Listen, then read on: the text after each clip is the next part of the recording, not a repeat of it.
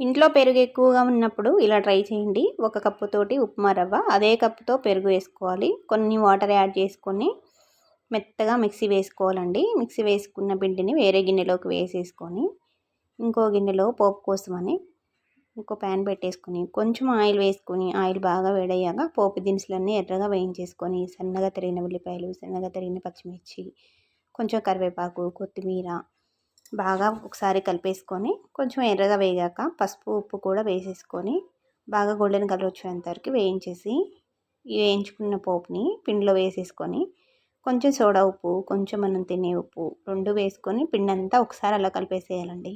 అలా కలిపేసి లోతుపాటి గిన్నెని ఏదైనా కళాయి లాంటిది తీసుకొని అందులో కొంచెం ఆయిల్ వేసుకొని గంటతో అలా గుండ్రంగా పోసేయాలి. దాన్ని స్ప్రెడ్ చేయకూడదండి. దాన్ని కాలాక ఇంకోవైపు మళ్ళీ తిప్పుకొని 2 వైపులా ఈవెన్గా వేయించేసుకోవాలి. అంతేనండి. బన్ దోస చాలా టేస్టీగా, క్రిస్పీగా, మెత్తగా చాలా బాగుంటుంది. నచ్చితే తప్పకుండా ట్రై చేయండి.